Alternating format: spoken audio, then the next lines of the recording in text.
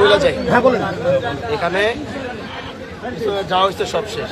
হ্যাঁ ঠিক আছে, পিছনে যা হয়েছে সব শেষ। আপনাদের লোকে যা কি করছে না করছে, আমি যেহেতু সবাই মাফ করে দিচ্ছি, আপনারা সবাই মাফ করে দিচ্ছেন। এটার পরে নতুন করে যেন আর কোনো কিছু এখানে না হয়। ঠিক আছে, ইনশাআল্লাহ।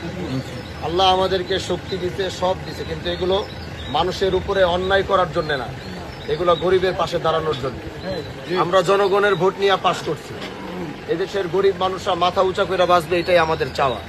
এজন্য নতুন করে আমার দলের কেউ না, অন্য দলের কেউ না, কেউ কারো কোনো উস্কানিমূলক কিছু না কইরা ন্যায় এবং নীতিভাবে কিভাবে চলা যায়, সমাজ প্রতিষ্ঠিত করা যায়, সেটা নিয়ে সবাই কাজ করবেন। ঠিক আছে, আর আল্লাহ সবাইকে একসাথে থাকার তৌফিক দেয়।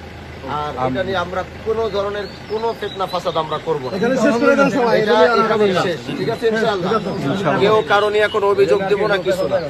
আমাদের সময় এখন অনেক অনেক বছর আছে। প্রথম পানি ঘোলা করবেন না, মানুষকে মাফ করা শিখতে হবে। আন্তরিকতার ভালোবাসা দিয়া মানুষের মন জয় করতে হবে। যারা অন্য দলের রাজনীতি করছে তাদের সাথেও ভালোবাসা আচরণ করেন। তারা অন্য দলের রাজনীতি হয়তো দলের কারণে করছে, আপনাদের ভালোবাসার কারণে দেখবেন তারা আমাদের এখানে এসে আমাদের সাথে কাজ করবে। কথাটা বুঝাইতে পারছি? এজন্য দল মত অন্য অন্য কোন জেলায় কি হইতেছে জানি না। আমি কিন্তু এখন শুধু আপনাদের অভিভাবক না, গোটা শিবচরের অভিভাবক। এখানে যারা যে দল করছে আমার বিরুদ্ধে, আরো অনেকে ভোট দিছে আমার বিরুদ্ধে, অন্য দলের সাথে ছিল, তার মানে এটা না যে তাদেরকে আমি দূরে সরাই দিব। এটা আপনাদের মাথায় রাখতে হবে।